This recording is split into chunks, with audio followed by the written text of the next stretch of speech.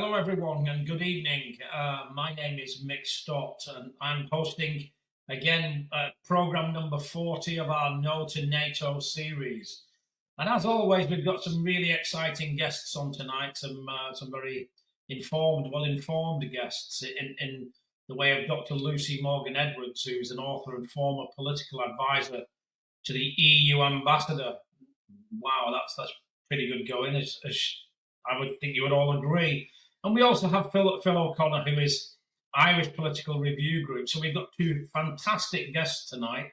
And some of the things that we're going to be talking about tonight, there's an awful lot of stuff happening in Moldova, which really is quite alarming, but at the same time, not surprising given what is going on in Europe and the broader element of the world.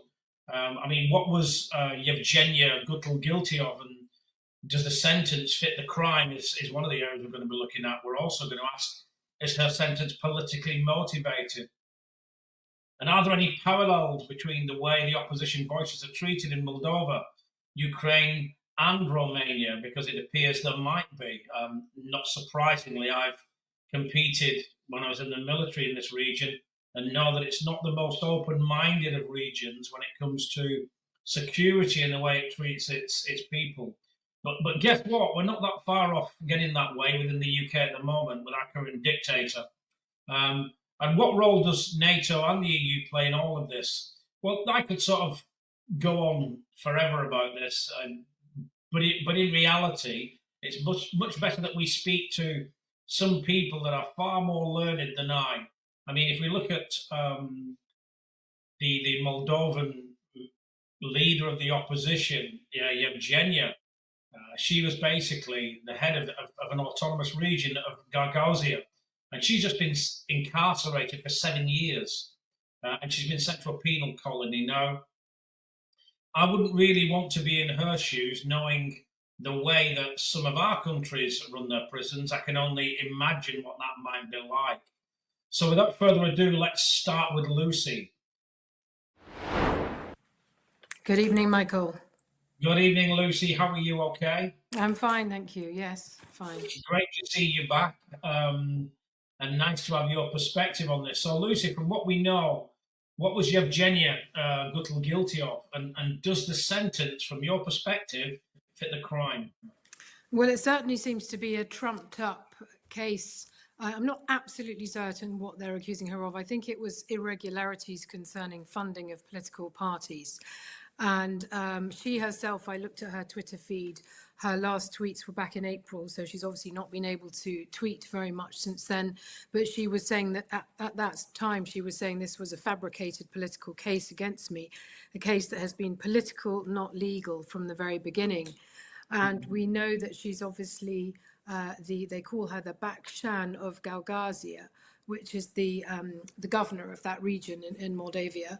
And her party was characterized by being more in favor of good relationships with the Russians. There are obviously Russian-speaking people in that area. It's a complicated area. It's a melting pot because you have Romanians, you have the situation with Transnistria next door, which is in a sort of, it's like a pencil from the northeast down to the north, or the northeast to the northeast and southeast of the country. So that could eventually end up being the western front of the Russians as they move westwards towards Odessa.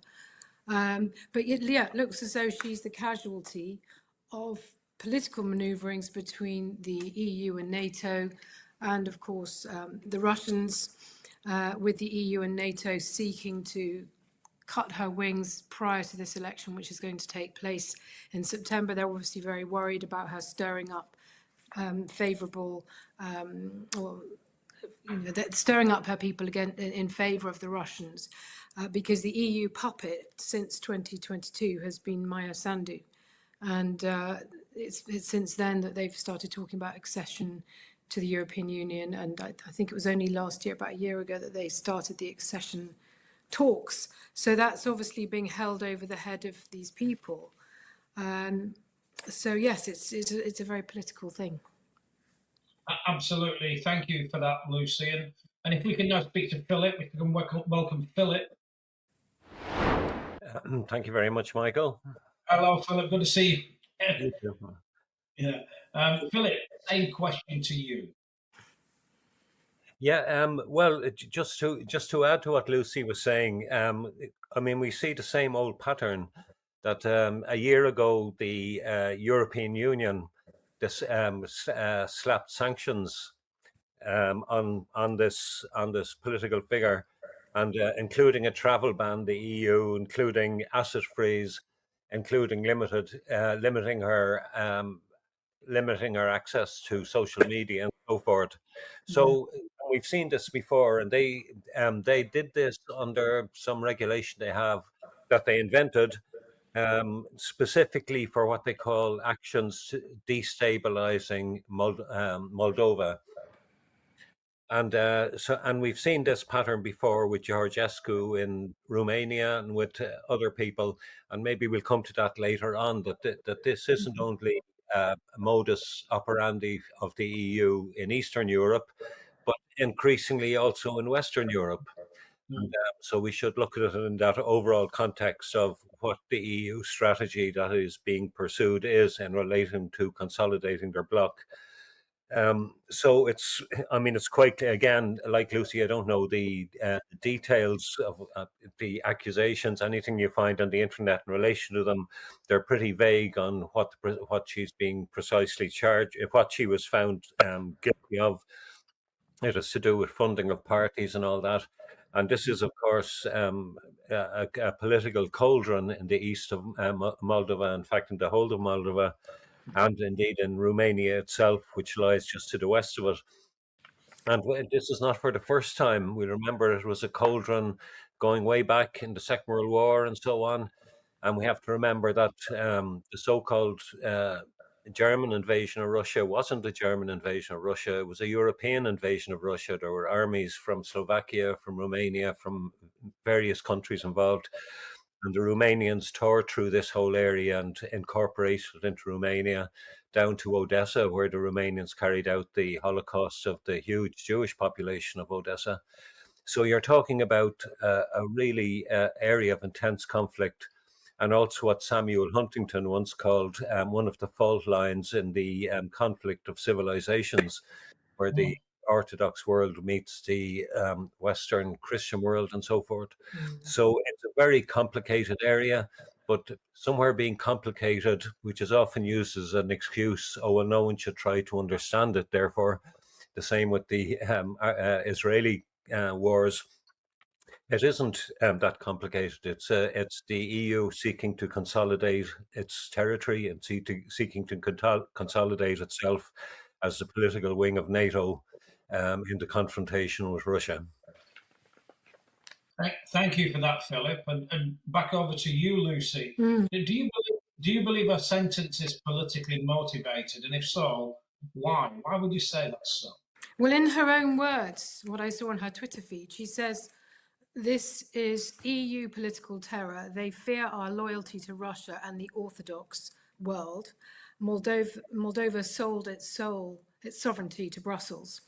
And there was actually a comment on Sputnik yesterday on an article about it. It's very hard to find anything about this in the Western corporate media, of course. But on Sputnik, there was a comment, an interview with an Italian political scientist based in Venice.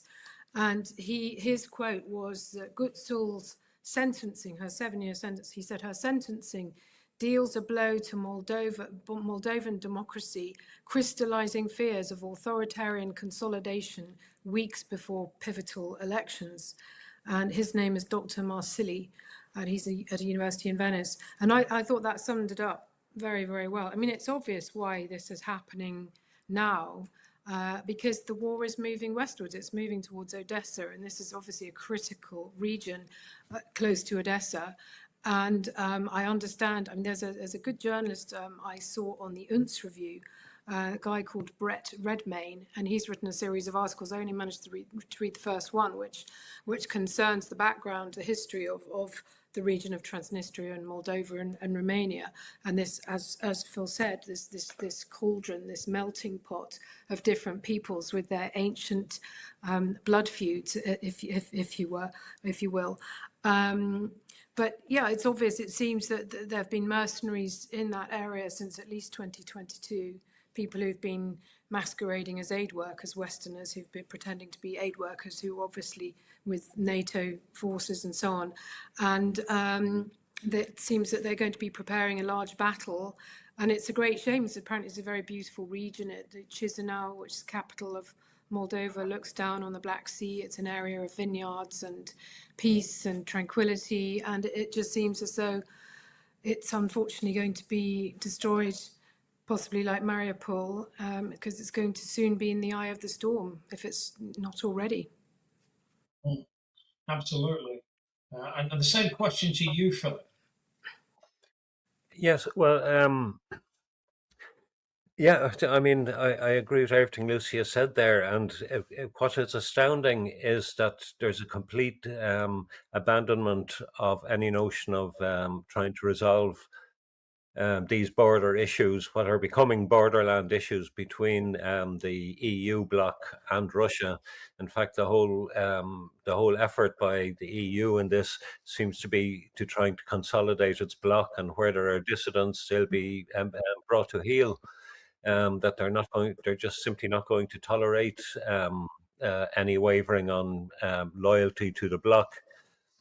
We got a very revealing comment by the new Chancellor of Germany, the successor of Adolf Hitler as Chancellor of Germany, Friedrich Merz, who called the thoroughly illegal bombing of Iran that they were doing our dirty work for us. And this is we can now see that this is going to be the yardstick for EU NATO behaviour, and when it feels that its existential interests are at stake. And I think everyone involved in these political questions must now take that into account, that these are the rules of the game. So I'm very, I mean, I feel for people in this particular region, both in Transnistria and in this province in the south of Moldova, because the people living there aren't even Moldovans in what the ethnically main group define it, but they're of Turkic origins, and they're Russian speaking, and they're Orthodox by religion, I believe. And it's peoples like this who are going to find themselves very much caught between the hammer and the anvil.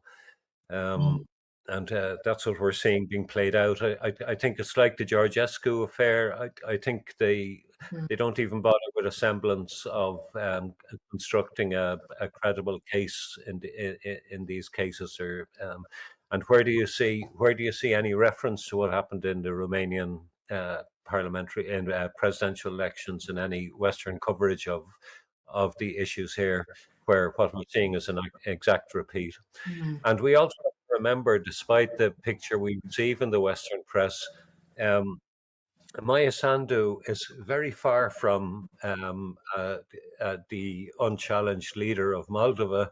She lost several elections, various governments she tried to concoct collapsed as they involved parties who did not sympathise with our unilateral EUism, if you like to call it. She, and I think in the last time she got elected, it was by 42% of the vote, and what swung it for her was the diaspora, so-called diaspora vote in Western Europe. So it's she's in a far more brittle position than is portrayed in Western coverage, the adoring Western coverage she receives in our media here. I understand, Philip, that they made it very difficult for the diasporans in Russia to vote. Well, they facilitated those who were more in favour of Western Europe and the EU to do so.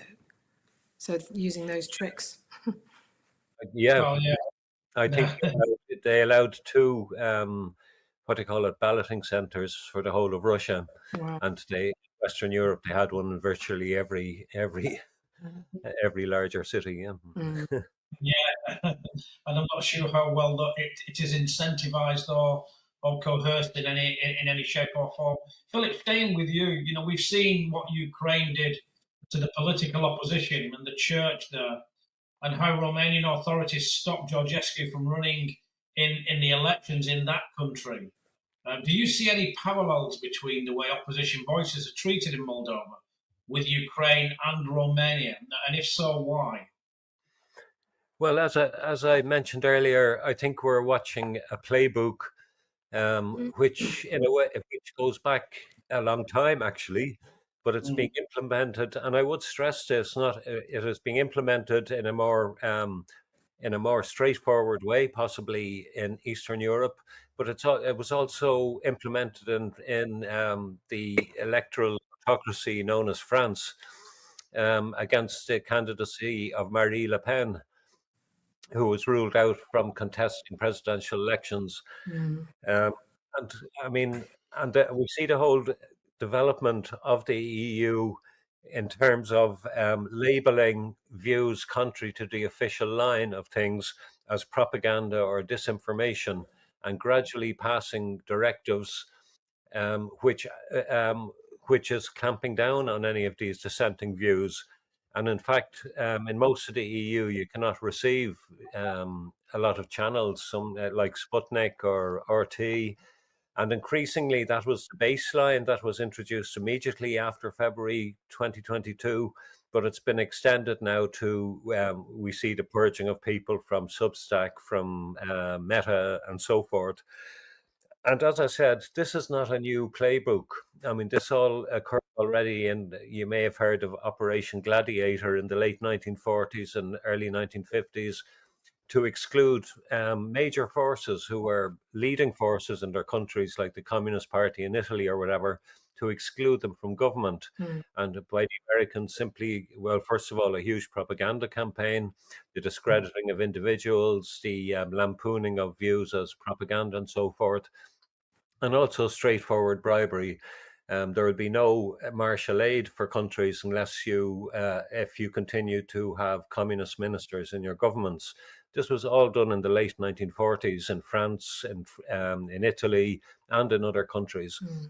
And we're basically seeing exactly the same type of playbook. It's obviously been taken down and dusted off, and it's being employed liberally as we see before our eyes, and most graphically in the countries in Eastern Europe. But not only that, we see the moves, the open moves now to try and somehow suspend. I mean, the amount of structural funds and so forth that have been withheld from Hungary and from Slovakia and so forth over their governments not having a compliant view on the confrontation against Russia. As I say, it's an old playbook which has been systematically re-implemented for the new purpose of NATO consolidation of the sphere it has seized in the last 2 decades. Absolutely. What works, and equally, I don't think when it comes to those tactics, we've actually evolved that much in terms of our humanity. Lucy, the same question to you. Yes, I mean, just looking at the notes that I made prior to coming on, I've just seen also that this academic in Venice, who's obviously much more familiar with the situation of her sentencing and so on, he says that the Chisinau, the state in Chisinau, is justifying her prosecution under anti-corruption laws, but that the process was marred by procedural irregularities, which included rushed hearings, alleged coercion of witnesses, and extended house arrest without proper reviews. So it certainly seems as though they've really coerced this situation. They've really brought the situation. They're behaving in a very desperate manner now. There's no longer the veil of liberal democracy of the EU and NATO. I mean, it's very obvious now to most of us that the EU and NATO are as one. And they're obviously going to be unrelenting when it comes to Eastern Europe. And I would imagine that that's where a lot of the World War III is going to potentially kick off again, a bit like First World War. Apparently the people in Moldova, when Maya Sandu was elected, they were saying to this journalist, Brett Redmayne, they were already saying, this means that we're going to become the eye of the storm in this war. with Ukraine. And I found it interesting because the article I was reading was published in 2022, and it's now 2025, 3 years later, and we're essentially what he predicted is coming to pass.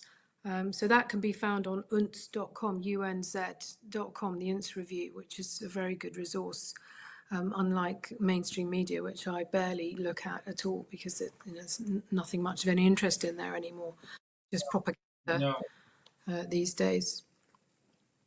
So no, I think mainstream media lost its objectivity when you go back as far as 2021, when Ofcom decided to censor a number of things that I have no doubt are connected on some level.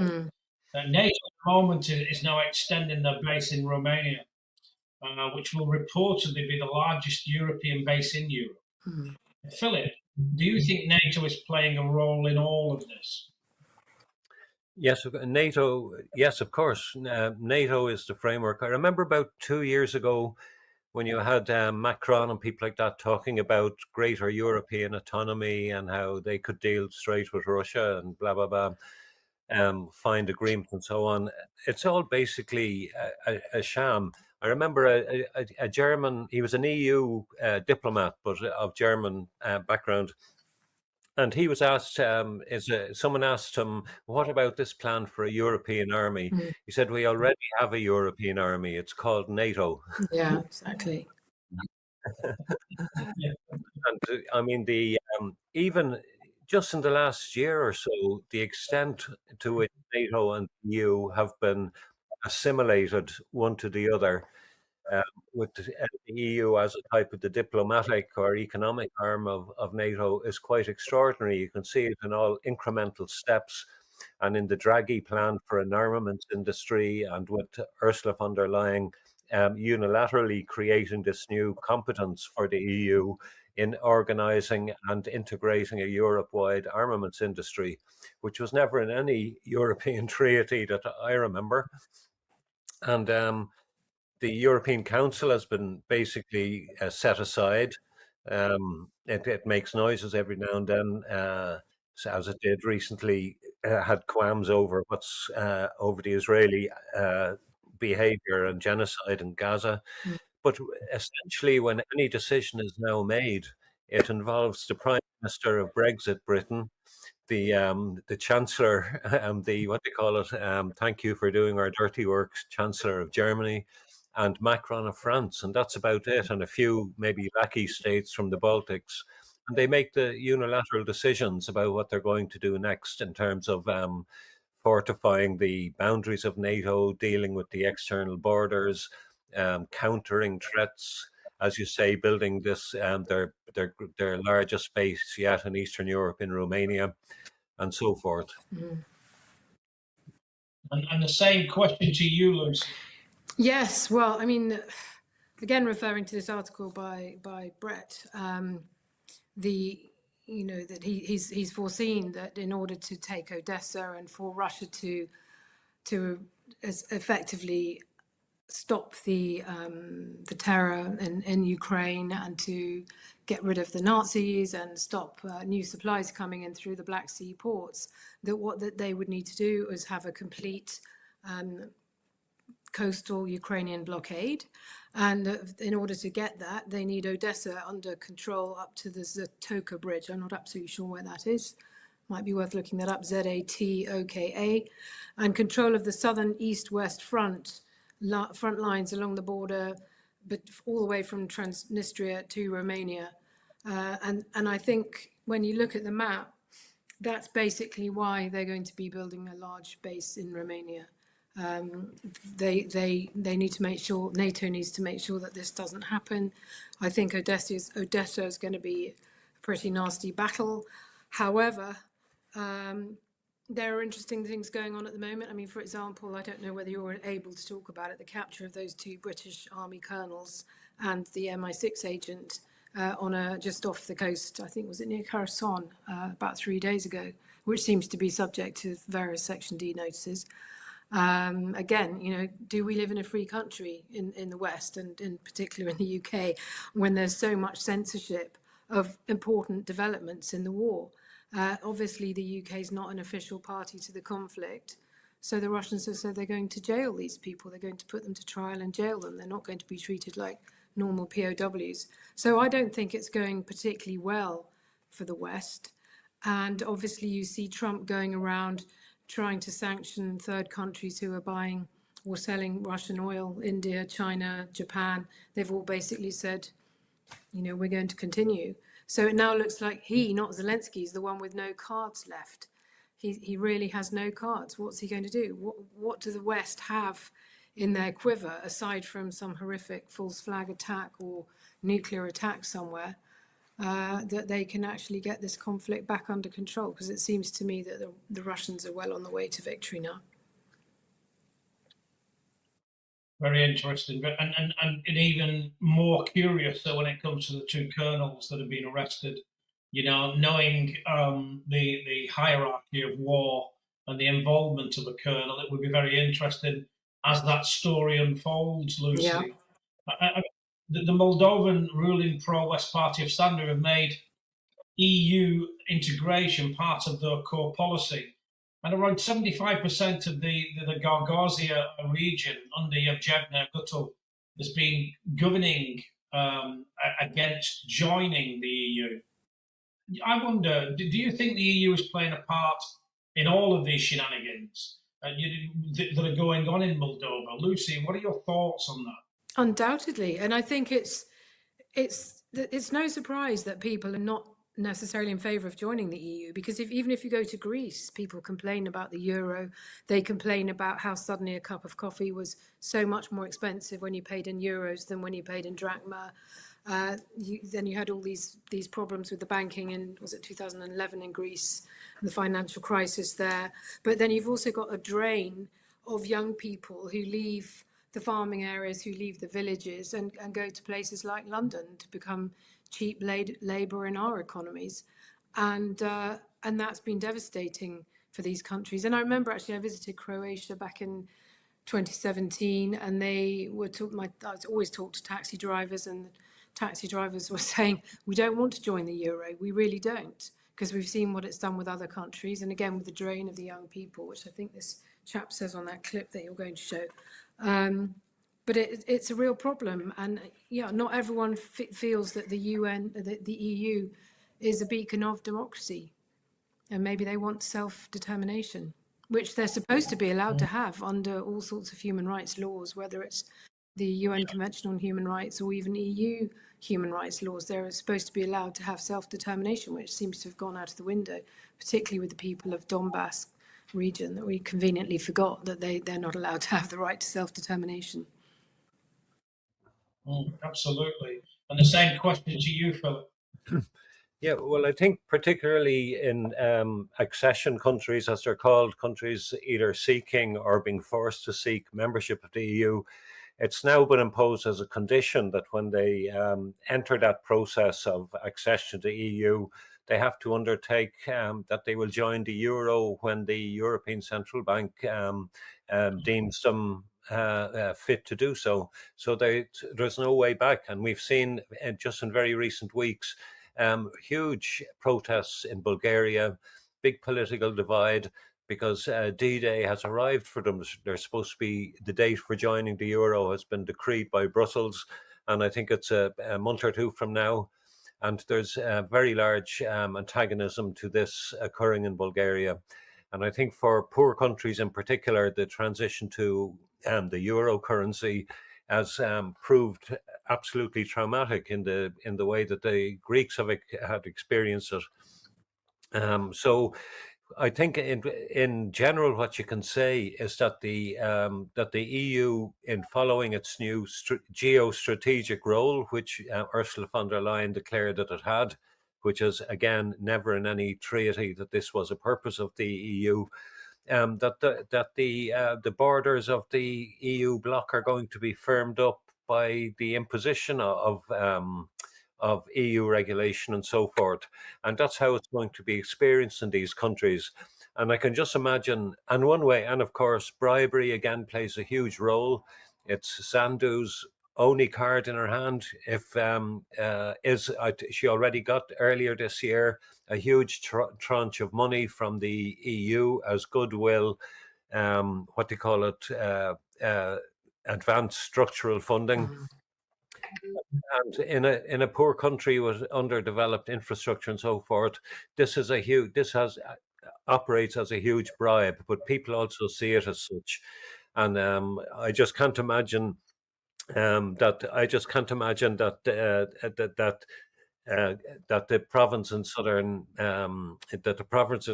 Moldova, whose population have expressed continued pro-Russian sentiments and continued anti-EU sentiments, that they can be incorporated into the EU in any way other than force. And we could be looking at a separatist crisis here. I can't see how not. When the political leadership is arrested on trumped up charges, and when the local opinion is ridden roughshod over in the manner that we see occurring. Absolutely. Lucy, how do you see the future of Evghenia?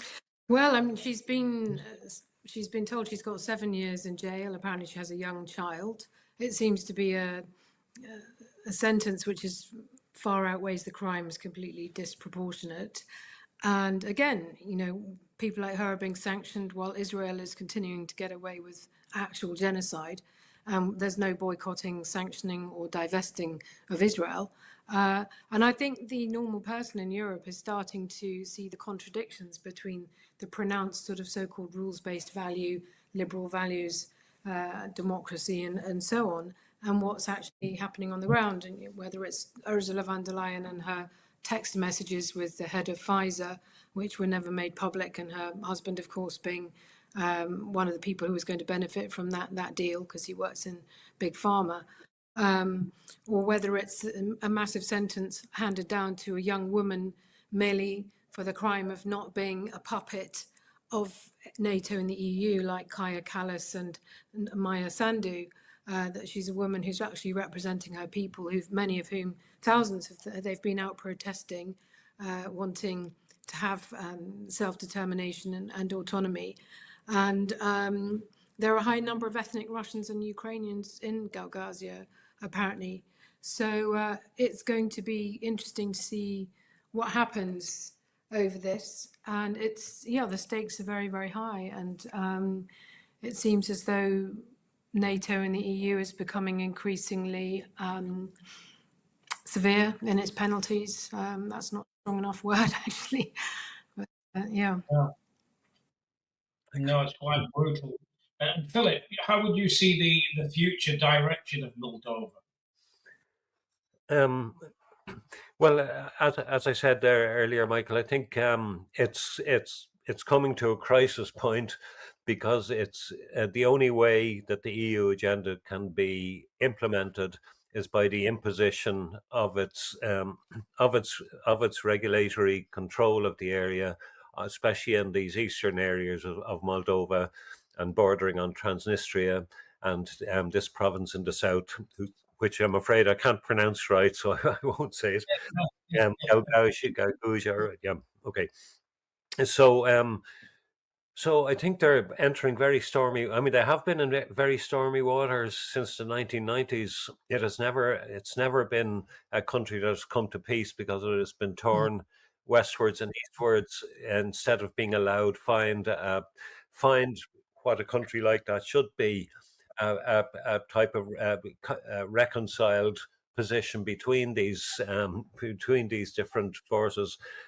And in the absence of that, the future that Sandu seems so determined on. And remember, Sandu, of course, like all these leaders, she was educated at Harvard, and she worked for the World Bank and all these type of things before arising from nowhere in politics. She's just determined on this course, and as we can see, with the terrible treatment of this young woman Guțul, that she will stop at nothing to achieve her goals, and that'll be at the expense of people in Eastern Moldova, And I can't imagine this coming to conclusion without major conflict. Like we see Sandu is regularly, she's very lucky to, I mean, she gets into power by very slight margins.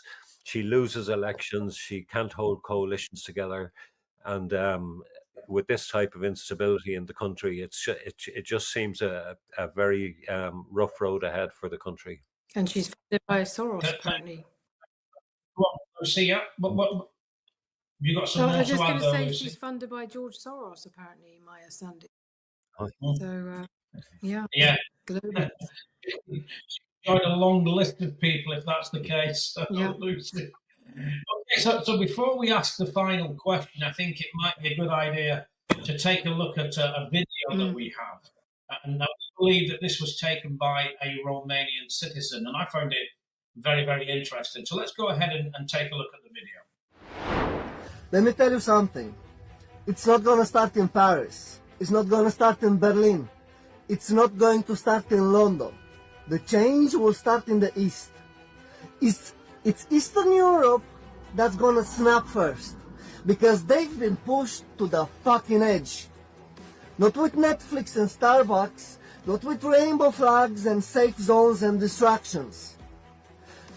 With poverty, with militarization, with foreign puppets running the damn show. They said EU will bring prosperity. Where is it? Half their youth is gone working in kitchens abroad. Their governments don't protect them. They sell them. They sell them to Brussels, to NATO, and to whoever pays better.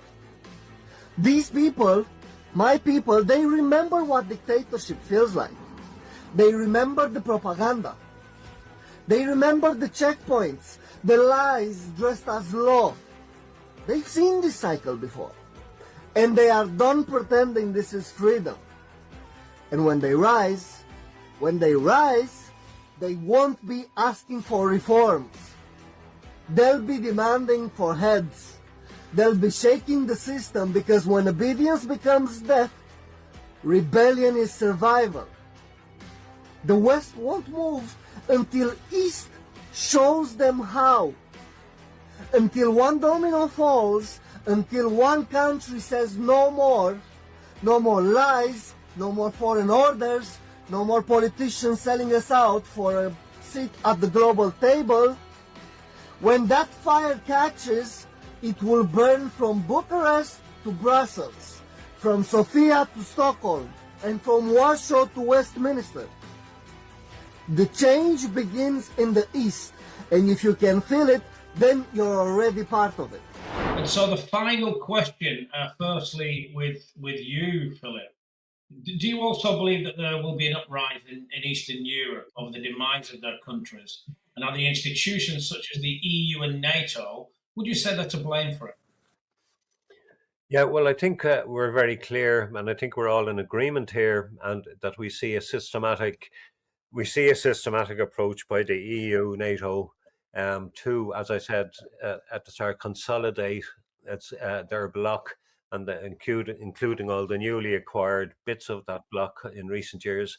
And it seems they will stop at nothing to complete that. But people aren't passive actors, and I'm not sure that the chap in the video there talk about a red color revolution, that two can play the game of color revolution, and that people especially in these areas in Eastern Europe, are not going to take this passively. And as we all know from history, the thing that people need more than anything else is a perspective, that they can see a future. So you won't get uprisings that are type of hopeless or without perspective or are suicidal in that sense. It'll be when there is another perspective available. And I think this is what is going to be a major outcome of the Ukraine war when it finishes. If it does finish with Russia in a more powerful and consolidated position, that it will provide a realistic alternative perspective for countries seeking a path other than integration into the NATO bloc. And I think that might be the contours of what we'll see develop. It's a very interesting perspective, Philip. And Lucy, do you have anything to add to that? Leaving the final question with you. Just to say, really, I think that the Eastern European people remember communism because they've had it most recently. So whether you're talking about the East Germans supporting AFD and wanting to get out of the EU. You had Christine Anderson, who's a member of the AFD in Germany, but she was one of the most awake people on the COVID authoritarianism. And, I think that, I worked in Brussels. That wasn't when I was working for the European Union Special Representative. That was in Afghanistan 20 years ago. But I worked in Brussels for 1 year, 30 years ago. In the agricultural directorate. It was agri-environment policy, it was called. And it was at the time of the accession of Romania. I think it was 93 to 94. And at the time, of course, if you read books like this, Provoked by Scott Horton, and you look at the, hang on, let's just see if I can get that in the right place on my screen. He gives you all the background of the US foreign policy establishment reservations about the expansion of NATO further eastwards. And at the time, apparently, you had this sort of group around Clinton and his supporters, no doubt, probably the Rockefellers and so on, Rothschild, who were trying to push for this expansionism into NATO. And then later on, when I was in Kabul in 2005, working for the EU ambassador, one of my remits was to go around all these NATO bases and go to the meetings. And I was told, you need to try and persuade more of all these countries who are here in Afghanistan to join NATO. So there's been that kind of imperative from, where does it come from? Is it from these big financial powers in London and Wall Street? That they had this imperative, this desire just to create this massive bloc, this NATO bloc, without any care for whether it was going to upset the Russians. In fact, I think they wanted to upset the Russians by just driving a coach and horses through their indivisible security and so on, with no respect for that whatsoever. So yes, this war's been completely provoked, and I don't see a good end. And I'm afraid we still have people in the mainstream media, people who work for, whether it's British newspapers, Sky TV, and so on, they always talked about, unprovoked invasion or Russia's full-scale attack, and they're mindless the way that they talk about this. If it was a full-scale invasion, it would have looked like Baghdad on day one in 2003, but it's been a special military operation, and it has been Russians only invaded with something like 98,000 men, compared to 450,000 of the Ukrainians. So I think there've been a lot of lies, and I think the mainstream media has been utterly complicit. And I hope that one day that these individuals are held to account for their lies and their complete misleading of the public and their failure to report the truth. Sorry, a bit of a rant there. No, that's fantastic, Lucy. And it's great to hear both of your opinions, very, very learned and very objective as well. It's a shame that some of our own politicians can't follow that measure. So thank you, Philip. Thank you, Lucy, for coming on the show tonight. I know that people thoroughly enjoy everything that you have to say, and we look forward to welcoming you back at some point. Thank you very much, Mick. Bye, everyone. Thank you. Bye, Michael. Bye, Lucy. Nice to talk to you. And of course, it was lovely having Philip and Lucy on the show again. It never ceases to amaze me that we stray away from some of the basic sovereignty when we talk about sovereignty. And I lose a little bit of heart sometimes when you see what is going on in the world, because our politicians really have no character. They have no character because they lie. They lie like cheap watches. And to be fair, if we were to follow the rules of sovereignty, and the rules of sovereignty go all the way back to Alfred when he said, cause no harm, loss or injury to any other man or woman and be honourable in your contracts. If we only followed those rules, we wouldn't have anywhere near the same level of problems that we currently experience across the globe. there we go. That's just my perspective on what is always a very, very complex situation. Now, just to let you know, and I'd like to say thank you for everyone that tunes in and watches and gets involved. We won't be here next week, but there will be a second instalment of our sister One State Palatine broadcast at 7 p.m. UK time on Friday, the 15th of August. Now, I reckon you don't really want to miss that. There's going to be some very interesting stuff on that. So I wish you all very, very well. And we hope that you tune in next time so that we can share even more information with you.